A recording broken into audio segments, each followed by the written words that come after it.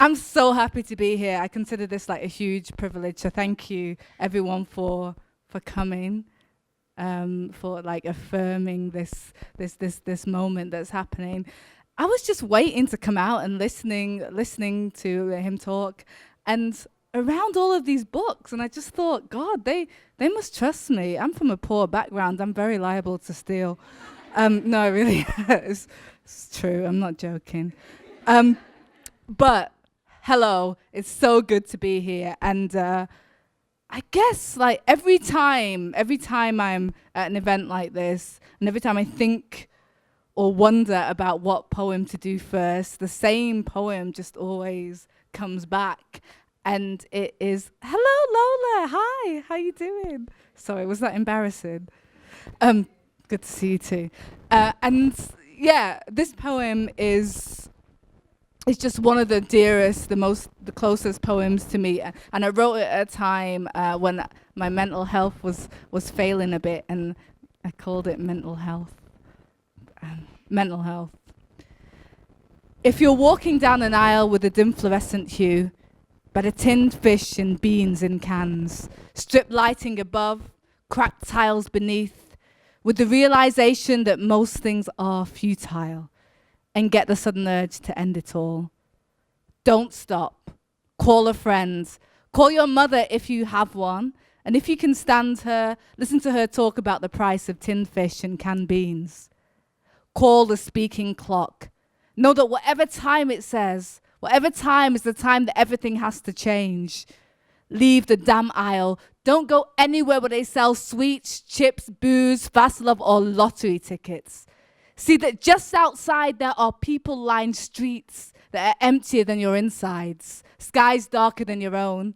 Look for yourself, because it never helps to hear from anyone else.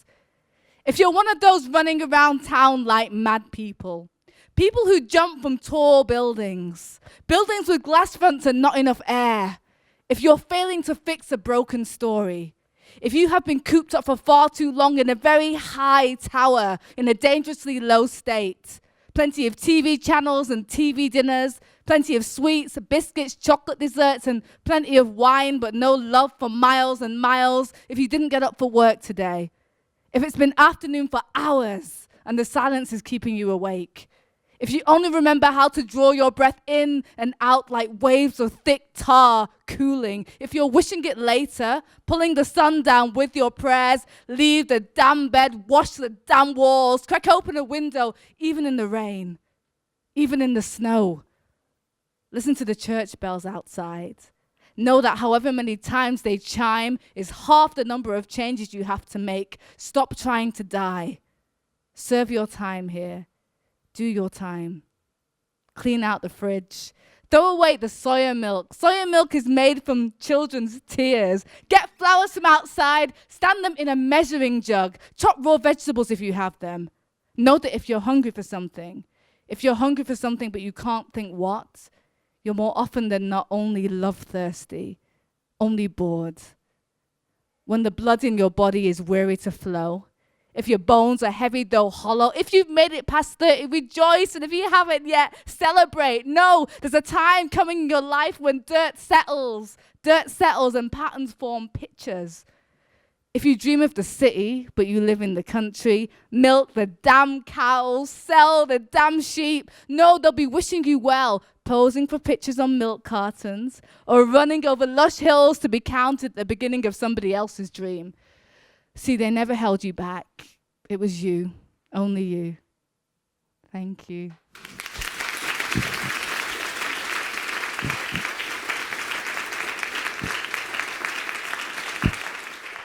I am inviting you as an audience to be raucous. And by the way, if there are any, there will be times, like a formal time for questions and answers. But if you have any objections or things that you want to say throughout, during, just put your hand up and I'll say you, and then you'll get up and speak, and it will be like a dialogue.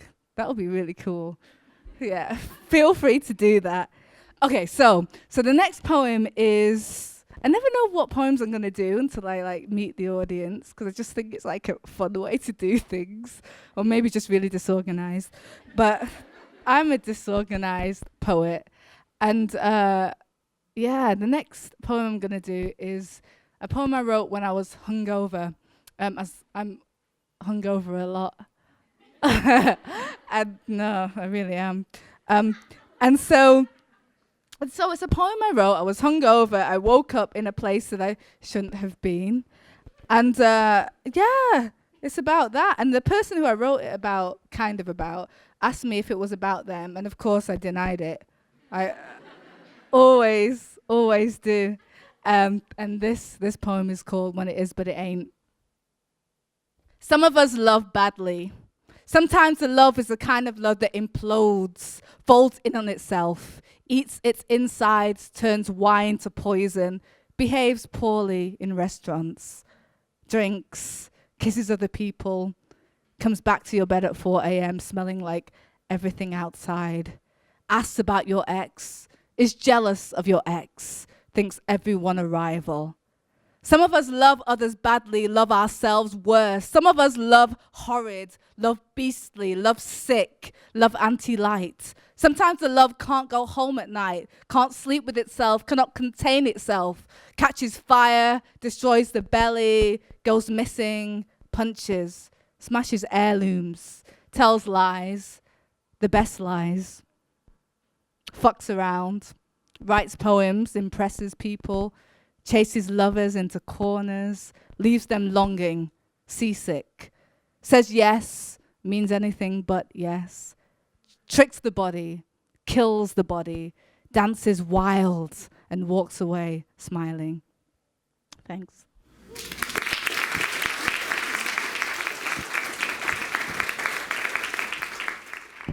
Emergency warning. You are one of these people, it is clear, who needs help. I think you should stop speaking in a low, attractive voice whenever you call. Stop making me think of velvet and fragrant tobacco and that first sip of bourbon. Stop inciting stirrings, movements between us, little rebellions causing chaos in all of my darker places. The top half of my body is at gross political warfare with the lower. One part of me is roaring and the other wholly disapproves. You are a beautiful danger. Do not force me to open up. Some books are bound tightly for years for reasons. Some books are burned for their own good, love. Stop wearing clothes the way that you do. Don't allow them to cling to your body like that. And do not follow these effortless fashions where everything looks just so, because really, who could resist such a thing? The Lord knows you are beautiful and unfair. I think perhaps you should spare a thought, dear, for those who are sick over you, burning up with you, damp with you. You know what you do. You're a slow fever. Don't be so very engaging, amusing, or witty or bright. You're causing confusion and jams in tight spaces. You're an accident in waiting, the type of accident with casualties spanning from me to you and here to there, a potential tragedy, a stunning unborn disaster. You are a danger zone. I should not enter. I must not enter, but I might.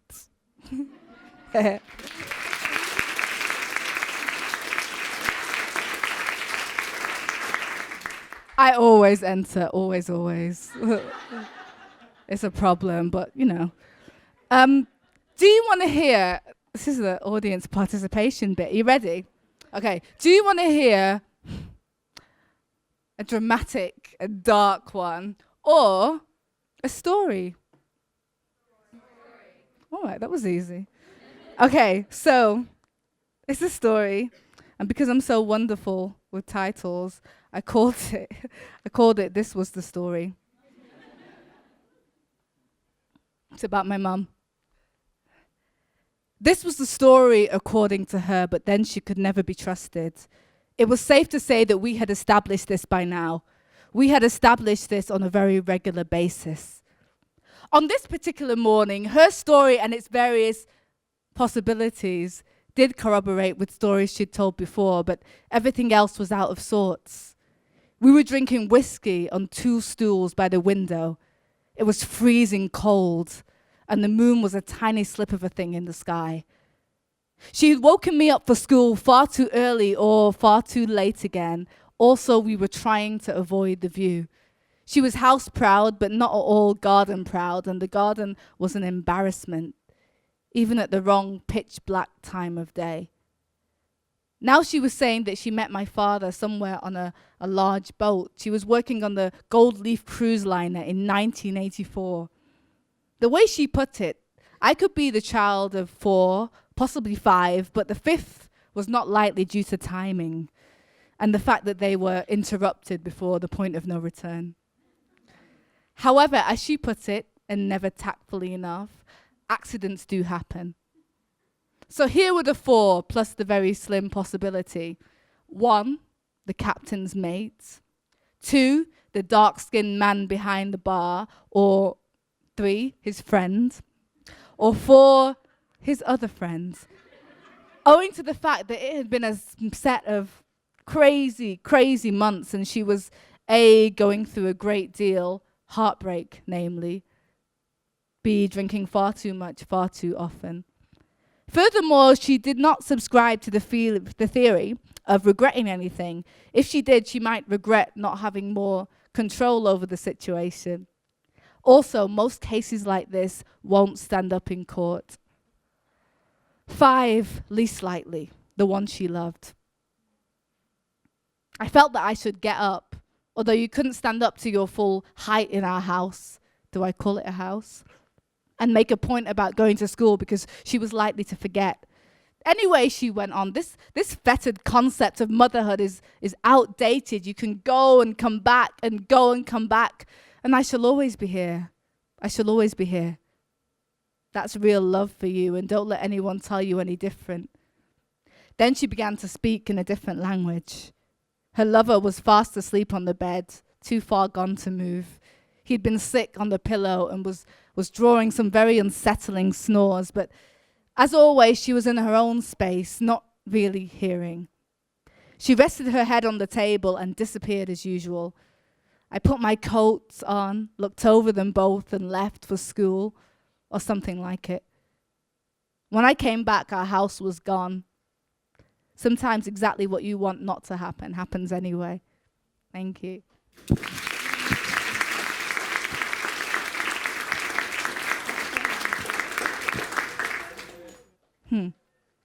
So, I don't know, man. Let me tell you the story. Oh, yeah, no, go. I just had a question about when you said your house is gone. Was that like a symbol towards your house being your mother and your relationship, or was that a literal sense, like your house? It's both.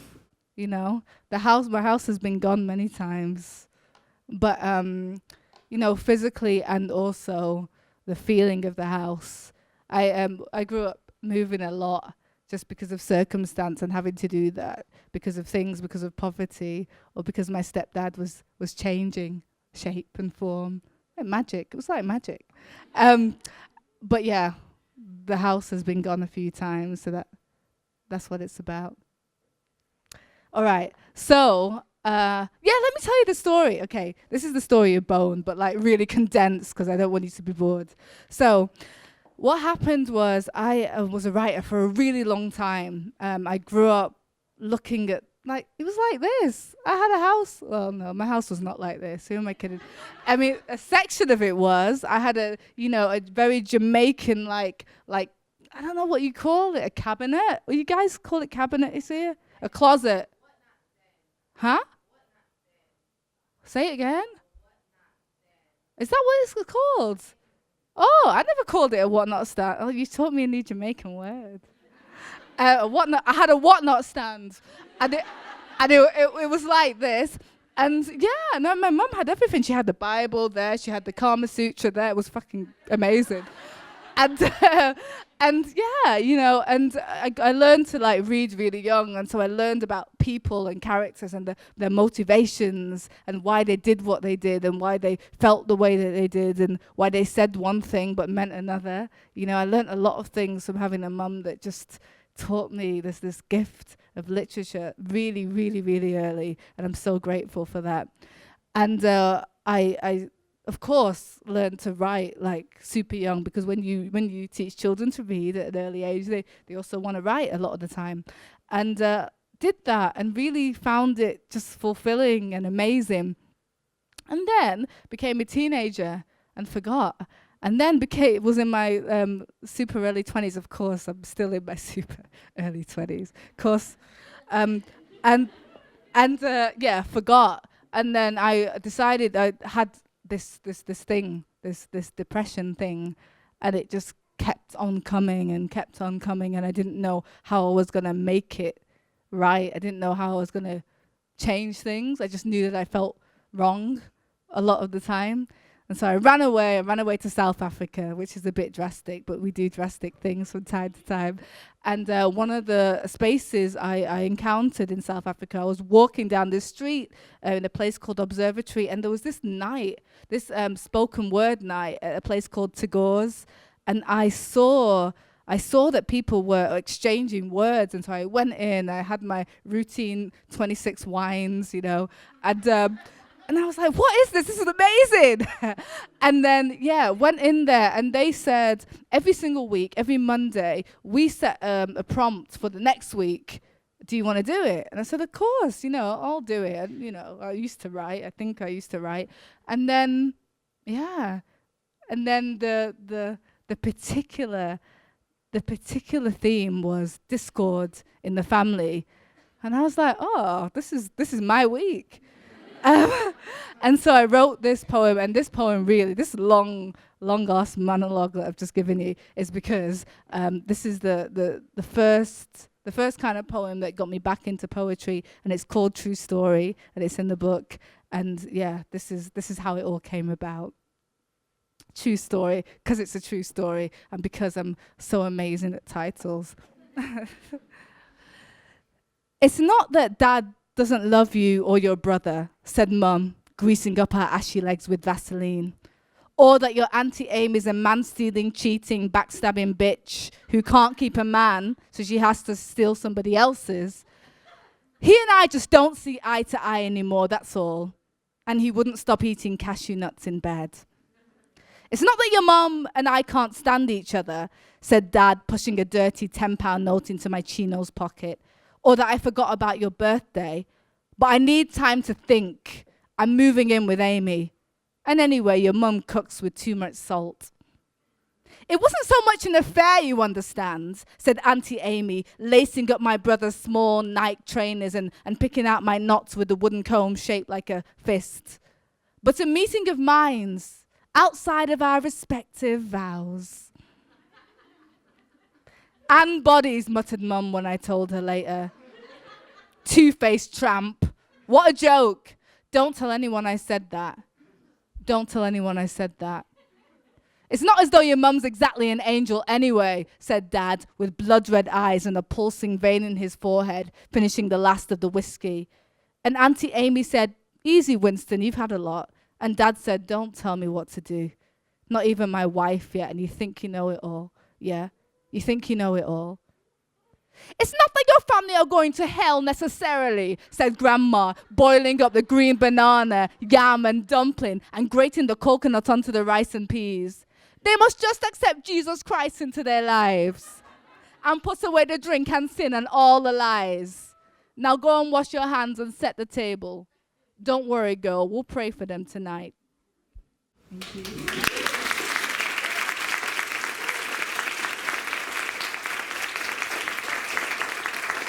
So, in that, I will add a side note about like how I went and spoke this poem out in South Africa, in Cape Town, and how lovely everyone was, and how it's really important if you're a writer, if you're a new writer, or I don't know, an old writer, whatever kind of writer you are, how important it is to have people around you who affirm you and tell you your stuff is okay, and they did that, and it was really lovely. And that's, I guess, the reason why I'm here today, and the reason why I feel like I can share. Bone. So this is the title poem for the book, Bone. From one who says, don't cry. You'll like it after a while. And 2, who tells you thank you after the fact and can't look at your face. To 3, who pays for your breakfast and a cab home and your mother's rent. To 4, who says, but you felt so good, I didn't know how to stop. To 5, who says giving your body is tough, but something you do very well. To 6, who smells of tobacco and says, come on, I can feel that you love this. To those who feel bad in the morning, yes, some feel bad in the morning. And sometimes they tell you you want it, and sometimes you think that you do. Thank heavens you're resetting, ever setting and resetting. How else do you sew up the tears? How else can the body survive? Okay.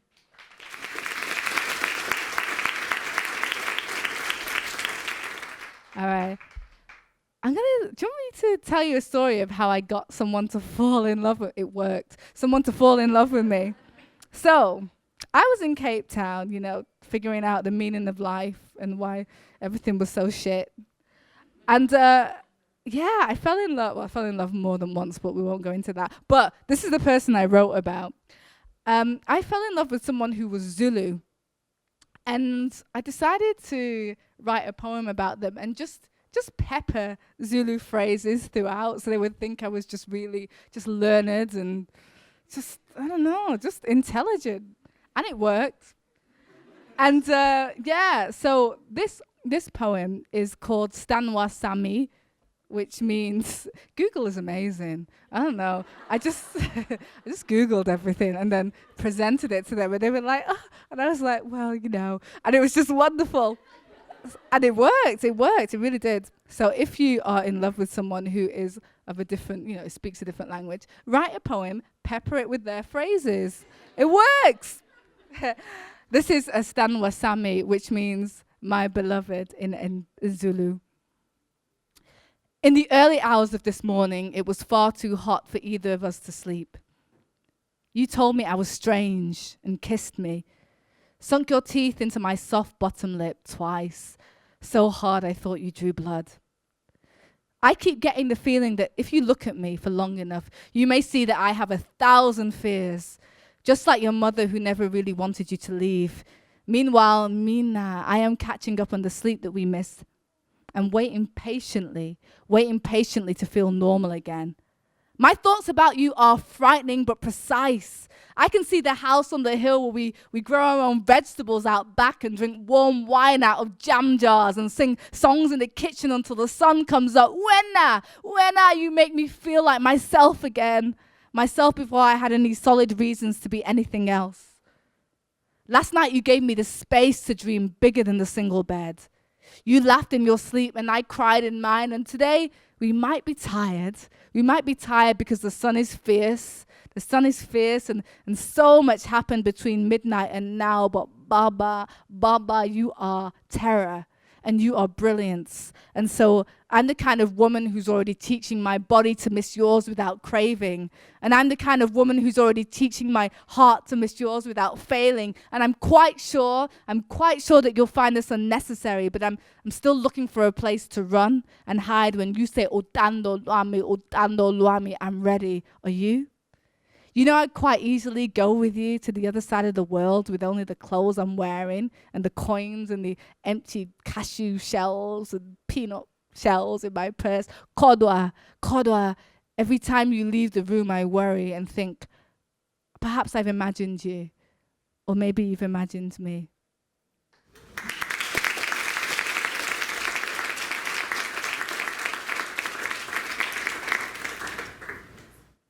Things it can take 20 years and a bad liver to work at. I should know. 1. Truth is a beauty, whether pretty or not. Love doesn't always mean you should stay. Sometimes the truth has to punch you twice. Love doesn't always mean you should stay. 2. See, nobody warns you about yourself, the red in your eye, the trap in your mouth. The person who hurts you most in the end will be you, almost every time, you. You better learn to forgive yourself. Forgive yourself instantly. It's a skill you're going to need until you die. 3. When the girl is all kinds of weather in a day, do not enter her lightly. Your senses will not survive it. You can leave your tail, head, eye lights on, come, go hollow, running away from her without any of the good parts of yourself, thinking you did nothing wrong, wondering why when you smile, blood. 4, love is not a safe word, but it's the safe things that kill you in the end. 5, you lose too much to fear. You might choke on all that you do not say. And can we talk about when it should be no, but you say yes? 6, there are parts of you that want the sadness. Find them out. Ask them why. 7, make it. If you don't, it will be a tragedy. And then everything else, the sky and everything else. All right. So the next one. I don't know. Wait, let me ask you. I'm sorry. It's a duologue. It's a dialogue. It's a, do you want a love poem or a poem about love? No, I'm only joking. Do you want a love poem or a poem about my brother? I hate that you said that because it's on the love poem thing. It's fine. Of course I'm gonna give you both, being a lady of abundance. That I am, okay. Yeah, no, it works because it will be like hard and soft. You see, I planned this. No, I didn't. I really didn't. So the poem about my brother. Okay, 1, 2, 4. I'm sorry, I'm not a prepared kind of girl. On hearing he hit, do you see, that was expert. Did you see, it just flopped on the page. No. It's fine. On hearing he hit his girlfriend. Your brother shuffles in his seat, looking uncomfortable when you say, what if someone were to do that to me? And mumbles, I'd fuck them up. You know I'd fuck them up. He cannot look you in the eye today. It's the one time in 20-something years that you don't instinctively feel the need to make him feel better about himself, or lament the plight of mixed-up black boys from broken homes, or considered the flawed system. It's the one time in 20-something years that he's more the culprit, much less the victim. So you clear your throat purposefully and say, that's inexcusable. And one corner I won't stand in to fight with you, so you'd better talk now. So you sit down to talk, and he cries mostly. Thanks.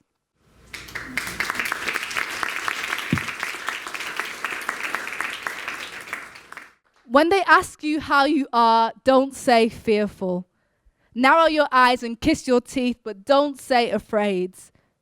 Don't say more scared than ever before or floundering. Straighten that back. You are sex. Look like sex. Wipe the blood from yourself. Don't tell them what went on when the son was busy in another street. Do that thing that people do. The people who are fine until you get home from work and find them gone. Keep suffering because it's your God-given right. Brawl with your being. Fight the bad fight. Fight. When they ask you how you are, don't say stolen. Don't say forgotten, passed over, ignored. Don't you dare say orphan. Don't say beaten by the system, oppressed and disturbed. And don't you dare say disappointed. Don't you dare say damaged. Smile. Smile with all your teeth, even the rotting ones. Even the rotting ones.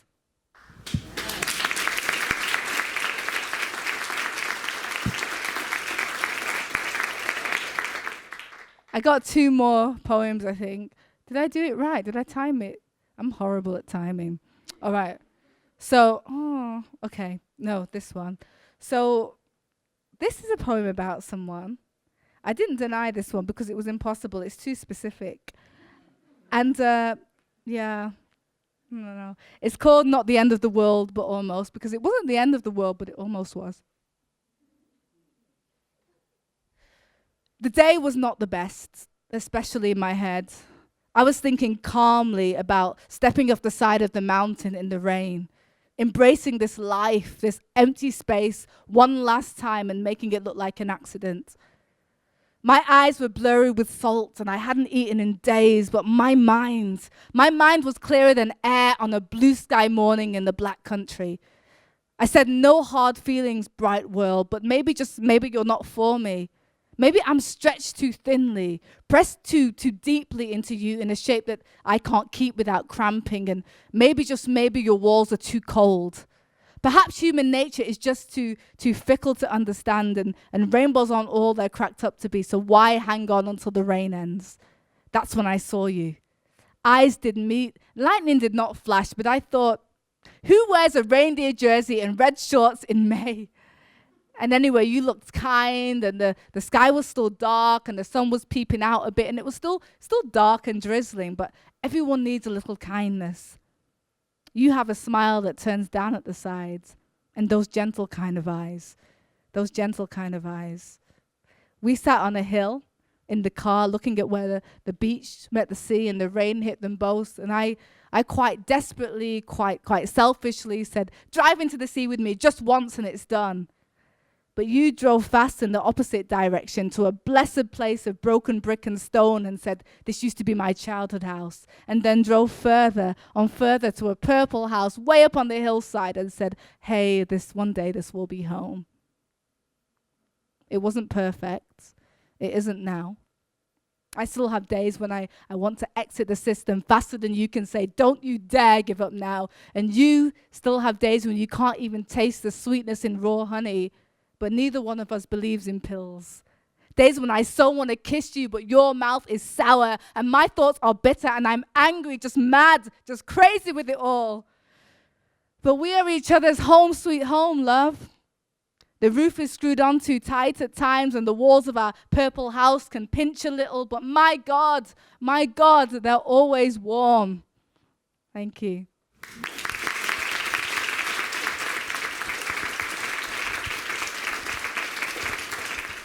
So this is the last poem, and this doesn't work. Okay, this is the last poem, and always the thing I want to leave these moments with. Poetry for me has been just a wonderful space of, trying to succinctly speak to things that I wouldn't normally say or wouldn't normally have. I wouldn't normally feel like I could say. So it's really lovely to be able to do this, and it's my belief that everything that happens and makes you richer, even if it's shitty, even if it's awful. These things happen to us for a reason, and if you couldn't deal with it, it wouldn't happen to you. And so this poem is called Poetry. And here it is. Poetry. No one is saying anything at the dinner table tonight because everyone is too angry. The only noise is the sound of fine silver on bone china and other people's children playing outside. But this will give you poetry. There is no knife in the kitchen sharp enough to cut the tension, and your grandmother's hands are shaking. The meat and yams stick in your throat, and you do not dare even to whisper, please pass the salt. But this will give you poetry. Your father is breathing out of his mouth. He is set to beat the spark out of you tonight for reasons he isn't even sure of himself yet. You will come away bruised. But this will give you poetry. The bruising will shatter. The bruising will shatter into black diamonds. No one will sit beside you in class. Maybe your life will work. Most likely it won't at first. But that will give you poetry. Thank you. Thank you so much.